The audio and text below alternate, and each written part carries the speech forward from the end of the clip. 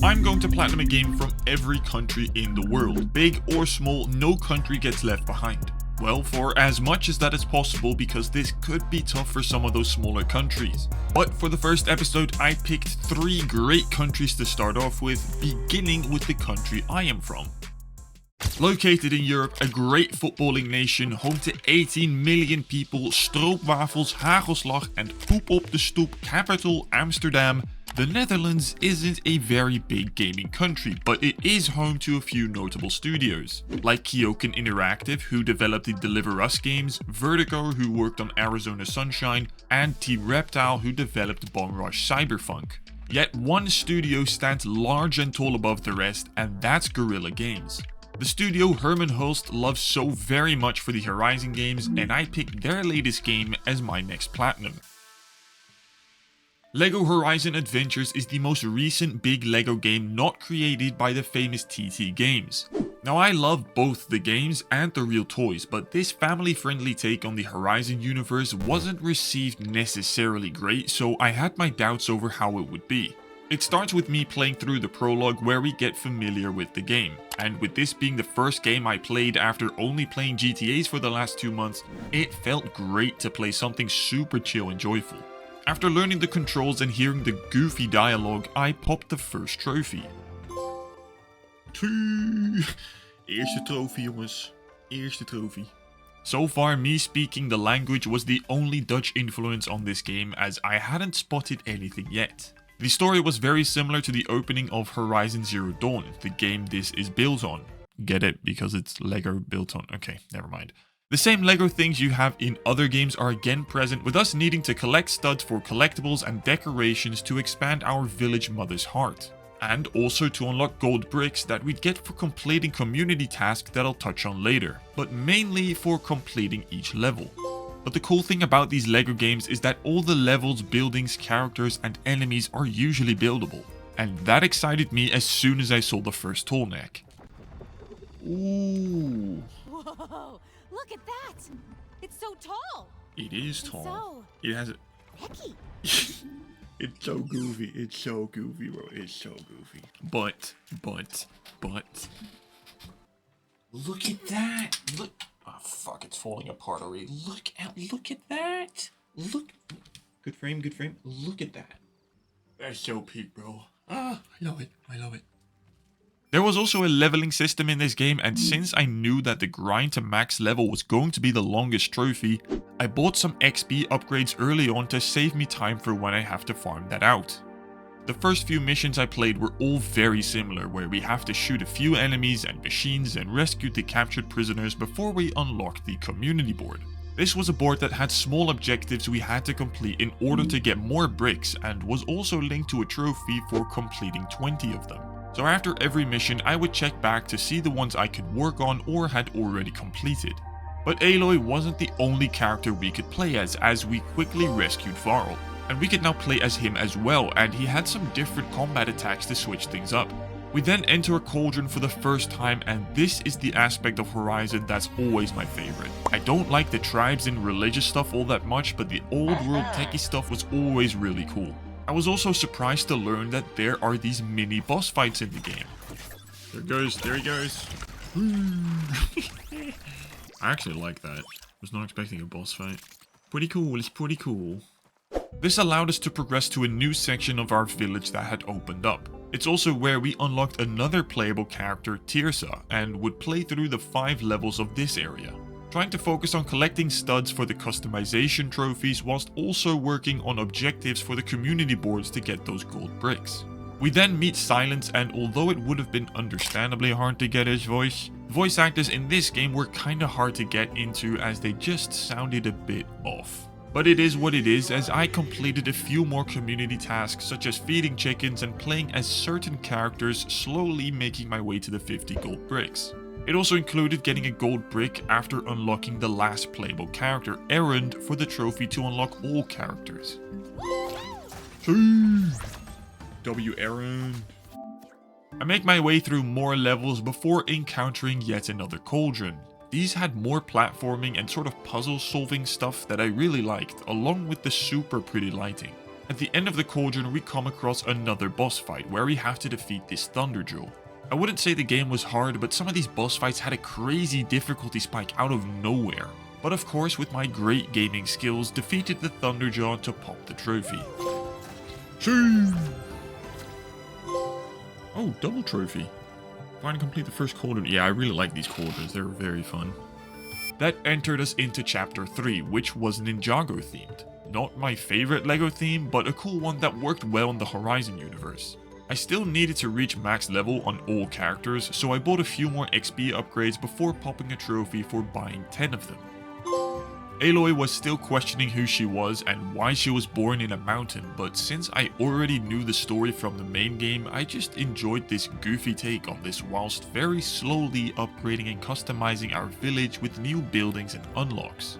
It was a bit unfortunate that every chapter had the same design, with find 3 of these to unlock this secret thing to take down that, you know, it's one of those games. But it's fine as it's a LEGO game, so it's all just silly fun and it's just whatever.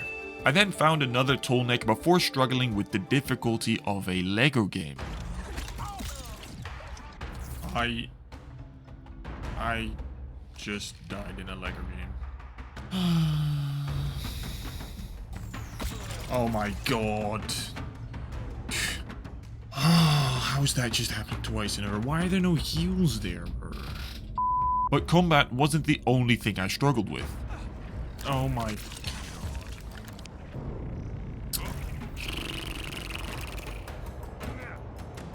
Oh my god.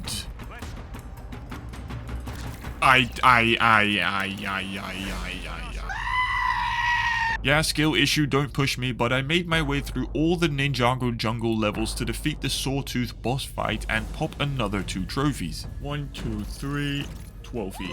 I knew it. 2 trophies. Obtain 20 roos. We take those boys, trophies. We arrived at the 4th chapter, which was an amusement park theme. Yeah, it's definitely a LEGO game, but soon after unlocked all weapons and gadgets for another 2 quick trophies. Just 1 level later, I had already gotten the 50 gold bricks trophy and got the trophy for finding all 3 tall necks right after. I returned back to the community board where I redeemed my objective for completing a level dressed as a chicken and popped yet another quick trophy. We take those. I am popping trophies left, right and center, bro. Luckily, we didn't have to worry about those tasks anymore and I could dress normally now. I made my way through the next level where our squad finally captured the bad guy Helis to create a super weapon and take down the naughty red blob that is plaguing these lands. We have to save the world and to do so take down the Deathbringer just like in the main game and then stop the Spire from sending out a signal. Yeah, like it's literally just the same story, which was fine, but because it was called Horizon Adventures, I kinda expected a different story. This fight was fun, but it lasted just a bit too long for my liking, with the big machine just being a big ass sponge. However, being the main character that I am, we take down the bad guy, use that weapon to stop the Spire and conclude the story. LEGO Horizon Adventures. That was not a bad LEGO game. Jan Bart van Beek, my Dutch brother. Most Dutch name ever. Matthijs de Jonge, still there. Story completed.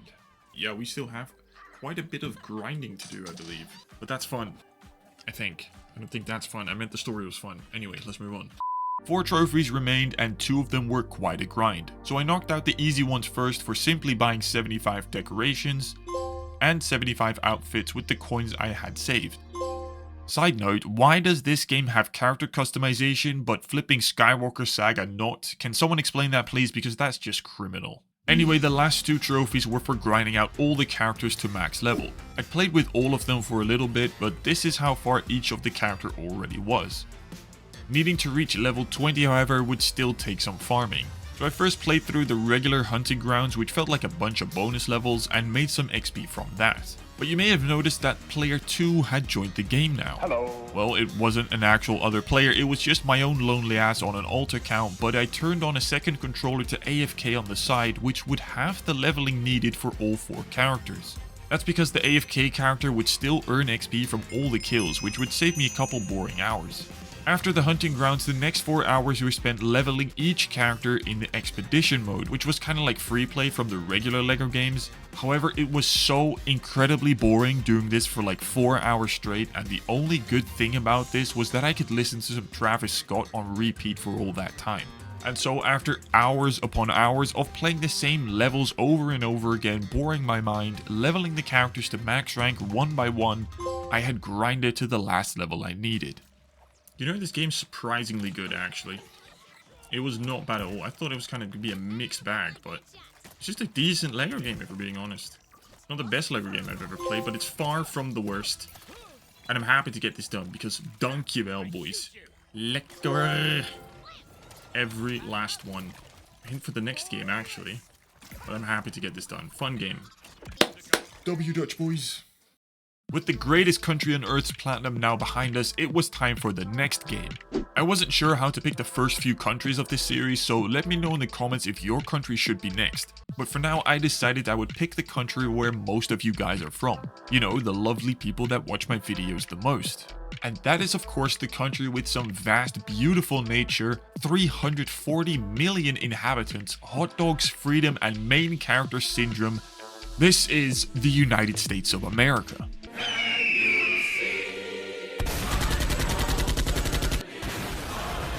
And there are a lot of studios to choose from. That's because the US is home to some of the biggest and most famous studios in the world, and also the birthplace of a lot of my favorite franchises. However, Naughty Dog sticks out to me more than the rest. An iconic PlayStation studio that created Crash Bandicoot, Jak and Daxter, and the Uncharted series. But also The Last of Us, and I picked one of their famous remaster remakes for my next platinum. Having recently finished HBO's Season 2 show, I was itching to play the game again, and with The Last of Us Part 1 getting re-released for yet another generation, I couldn't help but be excited to play through arguably my favorite single-player game once again. I platinumed the PS4 remaster 5 years ago but hadn't played it since then, so I was eager to dive in and shed some tears. And boy did that happen, because this game touched all of my sad neurons instantly. There are tears running down my face. I don't know why. I've seen it so many times. And there's tears running down my face, bro. What is this game?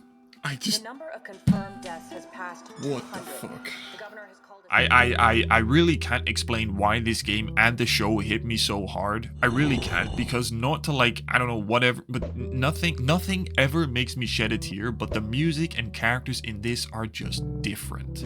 And I hope I don't need to explain why, because if you haven't played this story before or even know about it, then what are you even doing? Luckily though, unlike the remaster, there were no difficulty related trophies, as the trophy list was slightly changed. But the game itself, I mean, I know it's clowned upon, but man does this game look gorgeous, and I was curious to see if they made any changes to narrow the differences between the game and show. The story is pretty self-explanatory by now, where we play as Joel and Ellie on a quest to save mankind. We'll have to find the Fireflies, but before finding the group, I found a Firefly dog tag that would be the first of many collectibles we'd have to find. After meeting Marlene and having a whole ordeal over why we should smuggle Ellie, we set out on our first adventure. I'm gonna be a dad. So far, it was definitely very American. The people, the characters, the world, I mean everything was America, and even as far as the infected went, there was no news of that outside the US. Even American politics made its way into the game when we arrived at the Capitol building, where thankfully Tess goes out by fighting and not without that disgusting kiss scene. We escaped the bad guys by running into the subway, and I spotted a few more collectibles along the way. Joel and Ellie eventually arrive at Billstown, an episode of the show that also made me shed a tear because damn, that was something. This is where, although the show and game narratively do switch things up a bit, that single episode really added some great backstory to this part of the game. Damn bro, this place hits different after watching the show, man. Knowing what happens here and shit, bro. Goddamn, poor old Bill and Frank. But it was also where I got hit by one of many of Bill's traps, and then also saved by him. We flee from the infected and restock where I find the first of many training manuals. We needed a car from Bill to get to the Fireflies and make our way to the school, where I remembered a seriously tough fight from my last grounded playthrough on the remaster. But here I defeated him in only a couple shots, so maybe I should have upped the difficulty from default, but I don't know, I didn't mind suffering. The three of us regroup at a house where we coincidentally find Bill's partner Frank flying above a chair, which was definitely more sad than the show's ending. Frank did leave a note that I gave to Bill and picked up again after he threw it away for a simple trophy. Ellie pops the clutch of the one manual car in America and we drive to Pittsburgh whilst listening to Hank Williams, which I think was a new addition, until we suddenly get ambushed. We shoot our way out of that really cool encounter and find the first Savage Starlight for a trophy. A little later we have a pretty long and tough fight at the bookstore where I managed to survive and apparently already crafted every item in the game. I did start to follow the PS5's Game Help feature collectible tracker around this time too for time purposes, but as soon as Ellie started telling those dad jokes, I started to miss them because you couldn't go back and that kind of pissed me off. However, after escaping Fedra, we run into Sam and Henry, already knowing what's about to happen to them. We go with them towards a gate where I popped a surprise trophy. Oh, well, I still turn off the spotlight generator. I'll take that. I'm gonna get spotted right now though. Yep, oh my god, there's like 3. This ain't good. This ain't good. How's down with the headshot? Goodbye. Ow, ow. Goodbye. Is that it? The music has slowed down and the dialogue has started. That makes it the end of the combat encounter. After some crazy Hollywood sequence, we find ourselves in the sewers where we read and follow the famous story of Ish. I got a simple trophy here as well for following the path, and after escaping the sewers to arrive in the suburbs closer to that moment, I do some scavenging to find a workbench and upgrade my weapon to max for another trophy. Again, I'm almost certain the workbenches weren't in the remaster, but these saves were, and I popped a trophy for the final save just 10 minutes later. Then we have the sniper encounter, a really memorable sequence where I sneak past and take over his lookout to save Ellie, Sam and Henry. Luckily no horde spawning from underground this time, except Sam is unfortunately bitten and well, I just knew what was coming. It's actually happened again, bro. Nothing, but I mean nothing, makes me even close to shed a tear, and there's multiple running down my face. Again. I can't explain it, bro.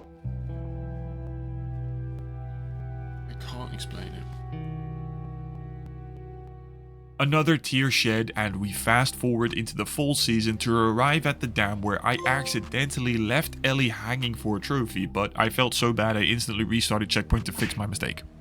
We meet Joel's brother Tommy here, and whilst taking a tour, I spotted a doggy I just had to pet. Oh my god, can you pet the doggy? You can pet the doggy. He's so cute. He's a very good boy. He's a very good boy. Oh. Who's a good boy? I said he's a good boy. I just told you, didn't I? W trophy, bro. The idea now is for Joel to leave Ellie to go with Tommy, but she suddenly runs off before we find her at a barn, and yet again, after some incredibly hard-hitting, wonderful writing and dialogue, all of my sad emotions hit once again. Here it goes. There it dropped. Yeah, and it's on my cheeks. 3 times. 3 times this game's done it. I don't understand why my brain triggers all my sad neurons at once. Thankfully, Joel sticks with Ellie and we make it to the university where the fireflies are supposed to be. But we run into some more infected where I hit them with some melee to pop the trophy for using all melee weapons. I'll take those. I'm kind of stressing, but I take those. Here, I also took down a bloater like Tommy in Season 2 and found a really neat little Easter egg I always love to see. Sadly, the fireflies had moved somewhere else, we get ambushed and Joel has a slightly big ouchie. So we find the cutest thing I've ever seen and play as Ellie for once. Except this is where we run into creepy cannibal David. He's a bit of a freak, but we manage to get some medicine to Joel thanks to him, before Ellie is captured by this freak. Luckily, Joel's performance-enhancing drugs make him rescue Ellie just as she's beating up David for the most deserved 1v1 of the year. Sometime later, we arrive in Salt Lake to hopefully finally find the fireflies. We have a beautiful moment with the giraffe that was actually my PS4 Platinum screenshot, and make our way to the QZ where I found the last tool for all the upgrades.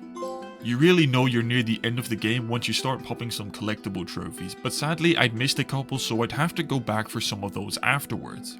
But after almost drowning, we had finally found the fireflies. Except, as you already know, it meant that Ellie would die in her surgery to save the world, so honestly Joel makes the wrong decision and goes badass lunatic to save Ellie's life and shoots all the fireflies in the hospital before finding her in the operating room. Knowing what happens in season 2, I'm sorry, Abby. I'm sorry, Abby's dad. Let's do exactly what she's gonna do to Joel. God damn it, man. Oh, there goes the music. Neurons are eating, man. We escape out of the hospital and shoot Marlene before leaving and heading back to Jackson. In the final little chapter, we find the last Savage Starlight to pop the trophy Endure and Survive. Or what I imagine real Americans would say is fight and win. Fight and win! But Joel promises the truth and we conclude the great, heavy and emotional story. Okay. Oh my god, it's not rolling down my face, but they are very wet. Goodness me, what a game. There's nothing like it. I don't understand how it touches me so f***ing hard every time. It's so... I love it.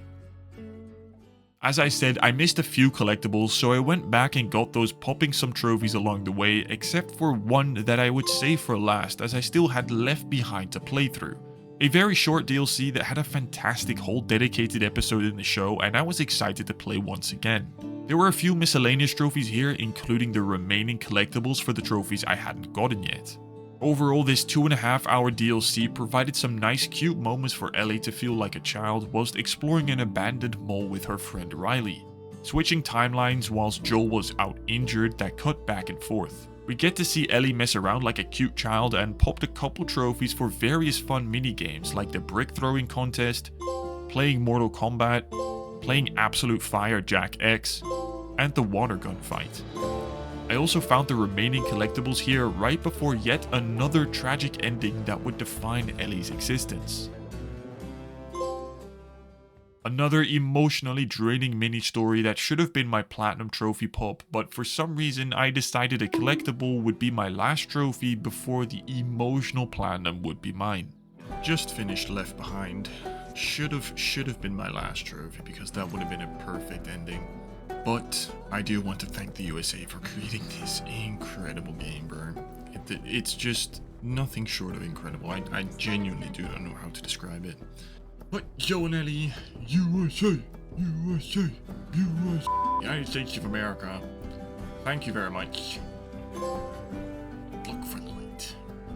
Thank you so very much. I can't describe how much I love this game. Thank you.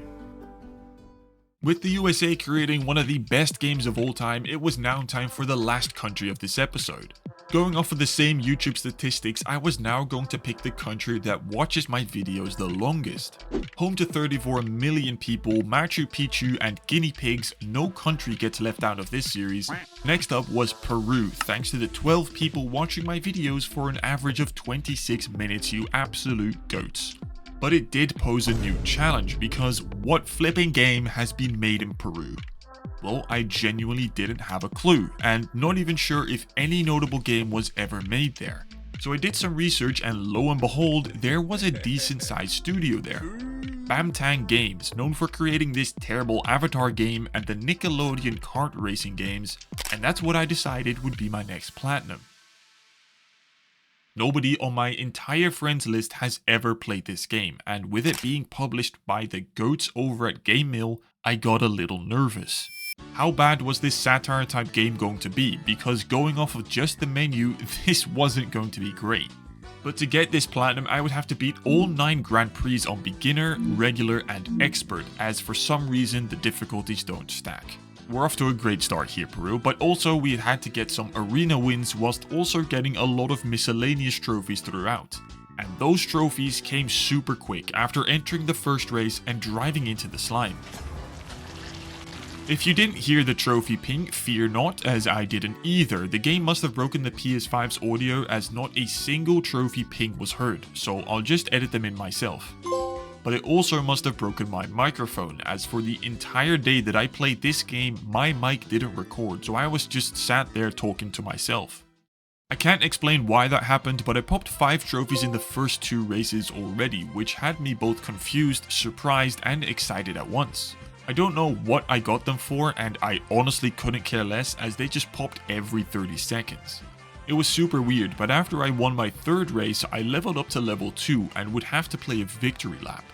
These were the only missable trophy I would have to watch out for simply by hitting 4 boxes within the 60 seconds I had. It was actually way too easy, and I popped a trophy for doing the first one. However, I would have to do this 9 times every time I leveled up until level 10 to make sure I wouldn't miss that trophy. The next race I won meant I had already won the first of 9 Grand Prix and would have to repeat this for every Grand Prix on all 3 difficulties. So I bought some upgrades to customize my cart with the coins I collected on the tracks and modified my cart to pop a trophy for that as well.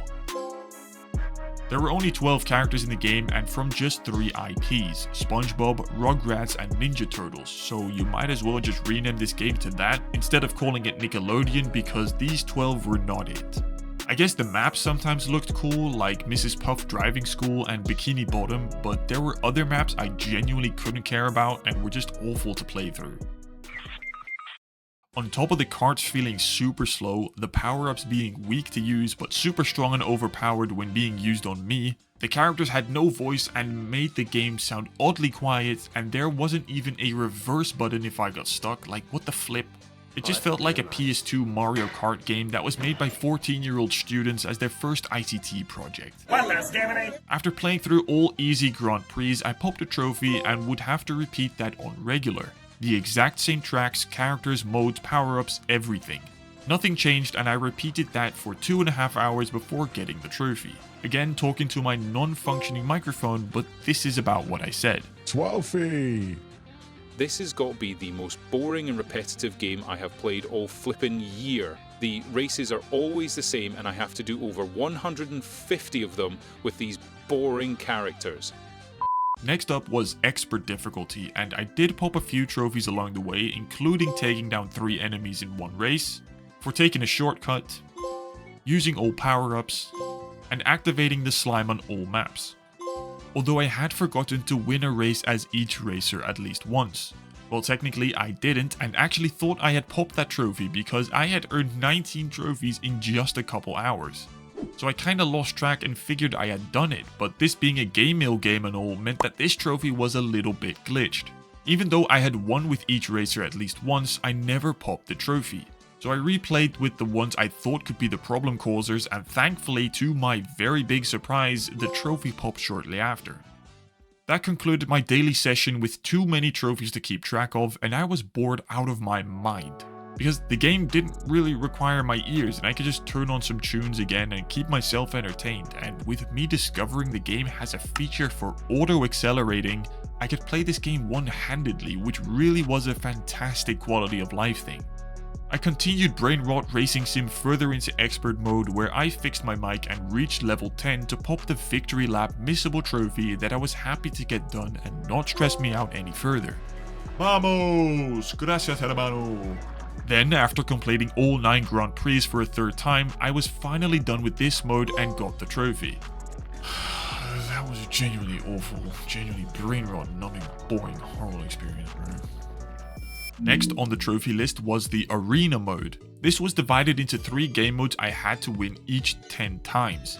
Yeah, I don't know why either, but hey, let's just get on with it. Thankfully, by plugging in a second controller, I could AFK split screen this, and didn't take that long. Starting with free-for-all being your traditional Mario Kart balloon popping game mode, then a tag type game mode for collecting most coins, and lastly capture the flag for capturing and holding the flag 3 times. Super boring, but after about an hour I got that done. Only 4 trophies remained between me and my first but hopefully last ever Game Mail Platinum. Starting with using a special team combo attack where I would simply press the cross button at the same time on both my controllers. Well, that's it. What did that even do? It didn't do anything, bro. Then I had just enough coins to buy all upgrades in the shop. I crashed into 5 objects using boost that I never got before because this game is just so slow. And then headed into my final race that I just had to win by winning in the last second. Which, I kid you not, was so much more difficult than the 13.9 rarity it would imagine. I tried it multiple times in different methods but could not get this done. No, and I lost. Okay, brilliant. Because he suddenly had a boost. Okay. Please be last second for once, man. I can't get this trophy. It's literally a second. It's literally a second. Are you kidding me, bro? Patrick. Can't see, I can't see. I can't see. I can't see. I can't fucking see, dude. Please, please, please, please, please, please. It's me! Come on. Come on. Come on. Come on. Come on. Boost. Surely. Surely. You've got to be kidding me. Like, what else do I need to do? How is that not the last second, bro? I don't get it. Please. Please. Please. Please. Please. Please. Please. Please. Please. Please. Please. What am I doing wrong, man? What the f... Dude, please, please. I don't want to... I can't do this, bro. I can't do this. I can't do this. I can't do this. I can't do this, bro.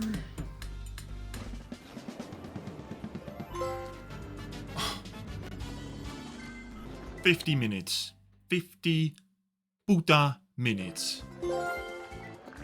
Master of the track.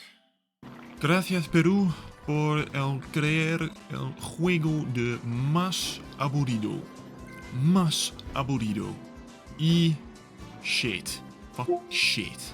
That's definitely not going to be up there as one of my favorite platinums, but hey, let me know which country I should platinum next because the most upvoted country comment will be next. For now, you can watch me platinum every rarity while you wait for that, and that's about it. See ya.